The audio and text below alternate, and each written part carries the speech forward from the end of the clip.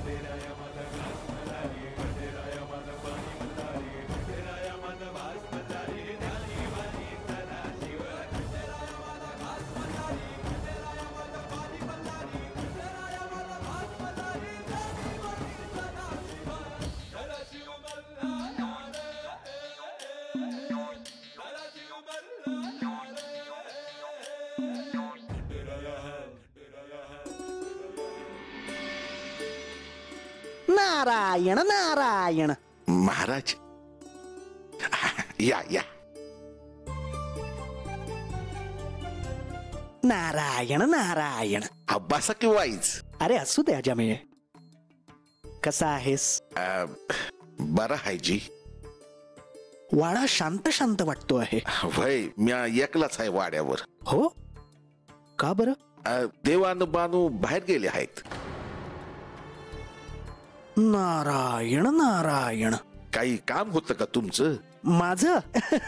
नाही नाही नाही, माझं काही काम नव्हतं. मी याच वाटेने चाललो होतो, म्हटलं सगळ्यांना भेटून जावं, देवांचं दर्शन घ्यावं. वय पण आता आलासा तर थांबा, बसा की वाईच. नाही नाही नको, रात्र फार झाली आहे, मी निघतो. अहो महाराज, तुम्ही हात आलासा आणि म्या तुम्हाला थांबिवलं नाही हे बानूला कळलं ना, रागवल माझ्यावर. तुम्ही थांबा हात. असं म्हणतोस? बर थांबतो. नारायण नारायण. अजामेळ, अरे किती काळजी करशील माझी, लेकीची काळजी कर त्यापेक्षा. ओ महाराज, माझ्या तोंडातला शब्द घेतलात बघा तुम्ही. अरे मला कळत नाही का? आता बघा, देव हात आहेत तर किती दिस गडावरनं कोण न कोण त्यासनी भेटाय हात येत आहे. आता देव हात किती दिस थांबतील सांगा बरं? एक ना एक दिस त्यांना गडावर जावंच लागेल ना. मीही तेच म्हणतो आहे अजामेळ. आता भविष्याचा विचार नको का करायला? आव होय, पण काय करावं तेच कळत नाही. आणि हे माझ्याशिवाय तुला कोण सांगणार? नारायण नारायण. आव मग सांगा जी. अजामेळ, बानू ही श्री खंडेरायांची दुसरी पत्नी, परंतु पत्नीचा तो अधिकार तिला मिळाला का? तिला पत्नीचा अधिकार, मान मिळायलाच हवा. आव पर कसं महाराज? तो विचार तर तुला करायलाच हवा अजामेळ. तू इथे आला आहेस, तुझ्या समोर या सगळ्या गोष्टी घडतायत, म्हणून मी हे तुला सांगितलं. मला आपलं बानूचं कल्याण व्हावं असं वाटतं, म्हणून मी बोलतो.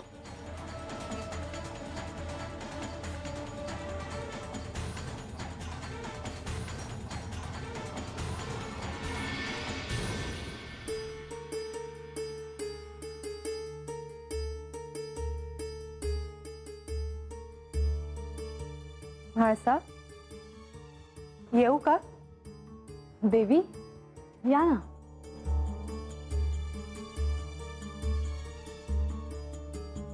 तुम्ही जाग्या असाल असं वाटलं म्हणून भेटायला आले. बरं झालं, मला झोप येत नव्हती. खरं तर रात्री डोळ्याला डोळा लागत नाही आणि कधी पहाट होते हे कळत नाही. परंतु ह्यांनी तुम्हाला आश्वासन दिलं आहे ना की त्यांनी सांगितलेल्या तिथीला जर तुम्ही गड उतरून खाली गेलात तर श्री खंडेराय तुमच्यासोबत यायला नकार देणार नाहीत. हो देवी,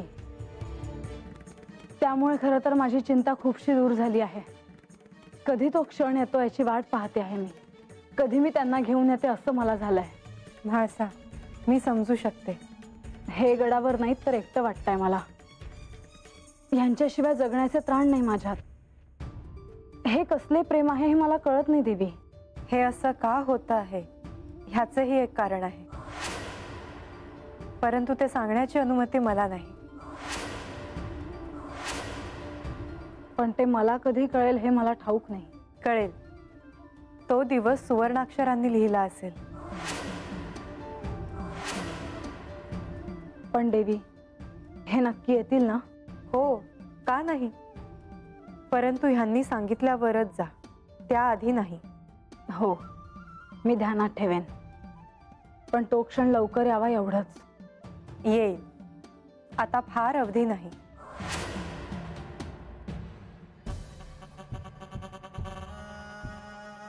नारद मुनींची काही वार्ता कळाली का? नाही अक्का. काय वार्ता घेऊन येणार आहेत नारद मुनी कुणास ठाऊक. मायानंदा, मी ह्याआधी आपल्याला सांगितलं होतं की म्हाळसाच्या मनात नको ते भरवून देऊ नका. मी काही तिच्या मनात नसतं भरवलेलं नाही. माझी काळजी उगीच नाही. पण म्हणून आपण आपल्या मर्यादा विसरता कामा नये हे ध्यानात ठेवा. आणि माधवी, तुला सांगतोय ते देखील ध्यानात ठेव. इकडचं तिकडे करत जाऊ नकोस. देवी मला जेवढं विचारतात तेवढंच मी त्यांना सांगते. आणि या बाबतीत म्हाळसाला प्रश्न पडणारच. त्या मागची कारणं काही असली तरी एक गोष्ट ध्यानात ठेवा, ते श्री खंडेराय आहेत. आणि श्री खंडेराय म्हणजे साक्षात महादेव. त्यांच्या कृतीबद्दल बोलण्याची आपली योग्यता देखील नाही. पण त्यांच्या या अशा वागण्यामुळे माझी लेक मात्र अस्वस्थ आहे हे मी विसरू शकत नाही. ते जोवर गडावर येत नाही तोवर म्हाळसाला स्वस्थता लाभणार नाही हेच सत्य आहे.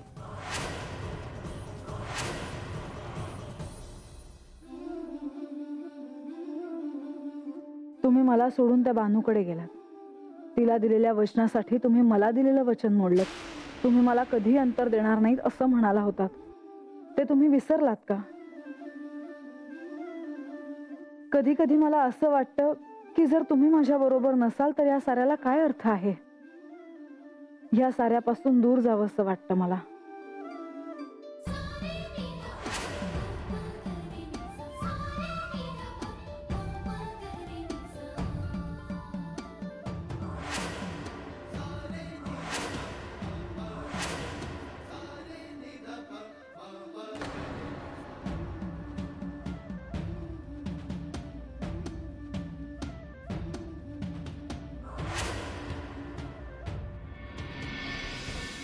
आता काय करायचं आणि कसं करायचं हे मात्र विचारू नको. अहो पण महाराज, अहो म्या एकलाच आहे.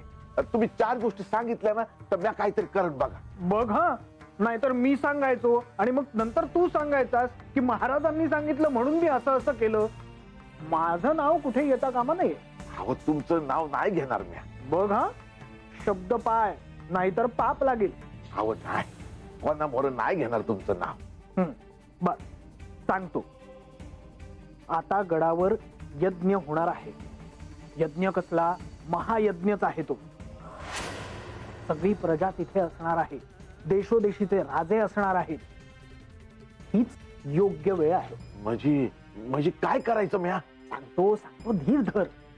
या यज्ञात श्री खंडेरायांसोबत बानूने त्यांची धर्मपत्नी म्हणून बसायला हवं.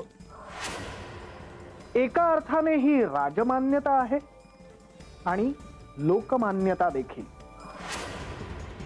काय आलं का लक्षात? होय होय म्हणू नको केवळ. तुला आग्रह धरावा लागेल तसा. तुला विरोध होईल, परंतु तू आग्रह सोडू नको, काहीही झालं तरी. आपण तुम्ही आहात ना माझ्या संग. नारायण नारायण, तू पुढे हो, मी आहे तुझ्यासोबत.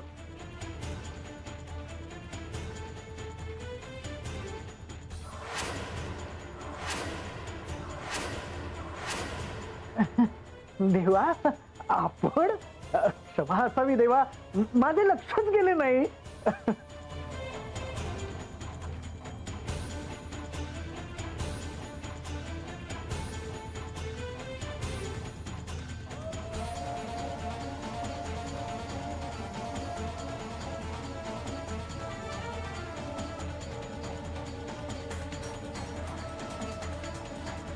महाराज पाया पडते जी. देव सोबत आहेत तुझ्या, म्हणजे तू सुखीच असणार. मी काय तुला आशीर्वाद देणार. हे माझ्या संघ आहेत, आता मला काय बी नग. नारायण नारायण. मुनिवर, आज काय कार्य काढलं? मी काहीच नाही, मी आपल्या दर्शनासाठी इथे आलो. मुनिवर, आपण गडावर जाऊन आल्याचं कळलं. हो, श्री विष्णू आणि श्री महालक्ष्मी यांच्या दर्शनासाठी गेलो होतो. बर, मग काय आदेश आहे? कोणाचा? माधवाचा. काहीच नाही, आपल्या संबंधी विचारत होते. मी म्हंटल मी जाणारच आहे, मी वार्ता घेऊन येतो. मुनिवर, आपण काहीतरी माझ्यापासून लपवताय. आता आपल्यापासून काय लपून राहणार देवा? मग आपलं कार्य होणे अवघड आहे.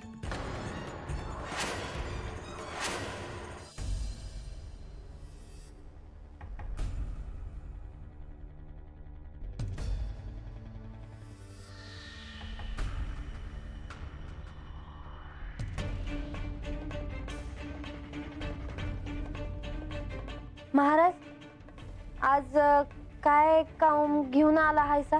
मी माझे काय काम असणार बानू? नाही तसं नाही, पर जेव्हा आम्ही आत आलो तेव्हा तुम्ही बा संग काय बाय बोलत होता. मी आलो आणि तुम्ही नव्हता म्हणून मी निघालो, परंतु आजाने आग्रह केला म्हणून मी थांबलो. हो ना आजा? वय वय. तुझी काळजी करत असतो सतत, म्हणून त्याला 4 गोष्टी समजवत होतो. अगं ये बागू, अगं किती चौकशा करती आहेस. अगं त्यासनी बसाय ते सांग की. वय वय, चुकलंच माझं.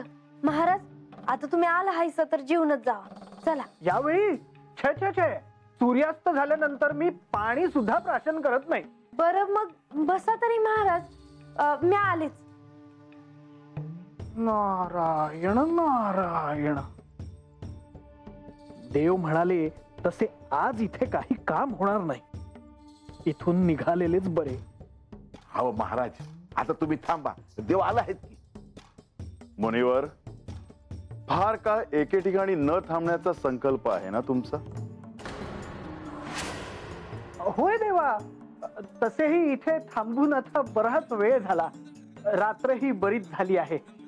आता येतो मी. अहो पण एवढ्या रात्री कुठं जाणार तुम्ही? मी संन्यासी आहे, कुठेही राहील, चिंता नसावी. येतो मी.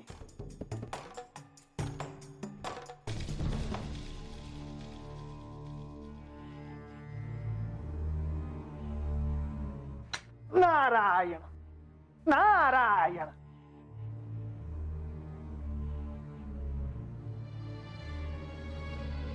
अरे महाराज महाराज महाराज, शुभम भवतु शुभम भवतु. नारायण नारायण. महाराज, ह्या आता आम्ही तुमच्याविषयीच सांगत होतो. माझ्याविषयी? होय, तुमचं दर्शन घेता आलं नाही ना, तेच सांगत होतं ही. नारायण नारायण.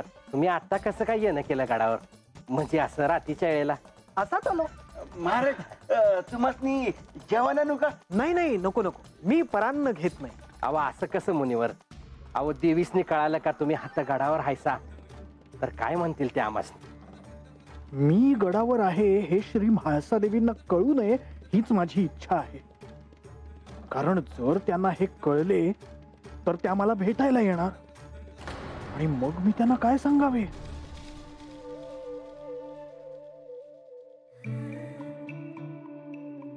फार दिवसानंतर तू अशी लाजून हसली आहेस.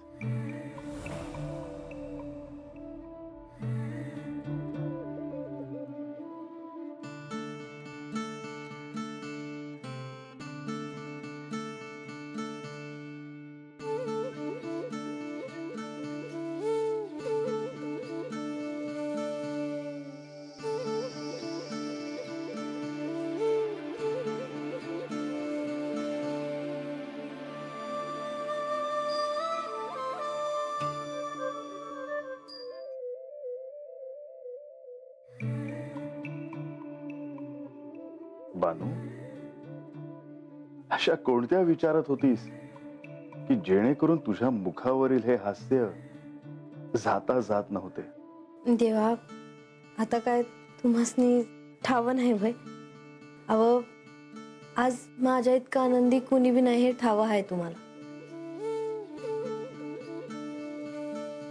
होय, पठारावरील आपल्या भेटीचे क्षण मी कधीच विसरणार नाही.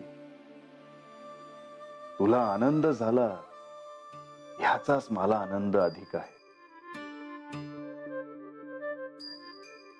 मला तर आज मी तुम्हासनी खडावा घालून भेटाय आले होते, तो दिस आठवला बघा.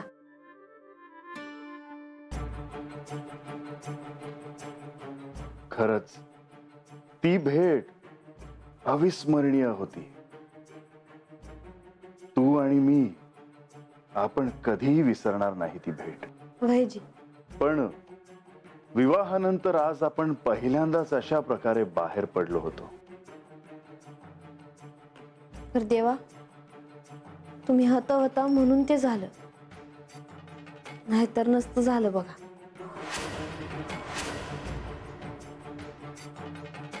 नाहीतर तुम्ही वर गडावर आणि म्या हात खाली. देवा, किती बी विचार केला ना तरी हे ठाव होतं का मला तुमच्या संग नाही येता यायचं. तर मग तुम्ही हात यायचा तीच मोप होतं माझ्यासाठी. बानू, पण मी आता तुझ्या बरोबरच आहे ना. होय, आणि त्याचा आनंद बी आहे मला.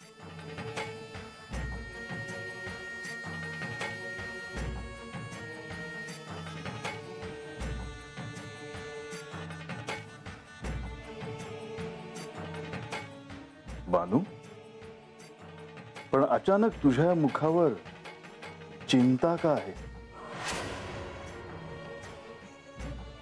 काळजी नाही देवा, नुसता विचार करत होते. कसला? देवा, महाराज आले होते तेव्हा मला असं वाटलं का त्यासनी माझ्या संग काय बाय बोलायचं आहे. तुला खरंच जाणवलं असं? वय म्हणजे महाराज असं कवा बी येत नाही ती. असं आले काय अन गेले काय. बानू, कदाचित मी तिथे असेन म्हणून ते काही बोलू शकले नसतील. नाही देवा, अहो ते असं कशापायी करतील. अहो तुम्ही देव हायसा, मग तुम्हासनी ठाव होणार नाही होय. तरीही कधी कधी अशा काही गोष्टी असतात की ज्या सर्वांसमक्ष सांगणे योग्य नसते. पर असं काय असल? काहीही असू शकतं. पर महाराजांचं माझ्याकडे काय काम असेल? कदाचित त्यांना तुला कोणाचा तरी निरोप सांगायचा असेल. देवा, मला काय बी समजना झालं आहे बघा. बानू, योग्य वेळेची प्रतीक्षा कर. पर त्यानं काय होईल देवा? अन महाराजांनी माझ्या संग बोलायचं असतं तर ते तसं म्हणलं असतं का बोलायचं आहे. पर बाबी तसं काही म्हणला नाही. मग जर तुला ते तेव्हा जाणवलं तर तू तेव्हा का नाही बोललीस? राहिलं.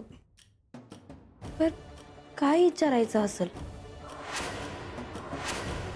मला असं वाटतं की लवकरच ते तुला पुन्हा भेटतील.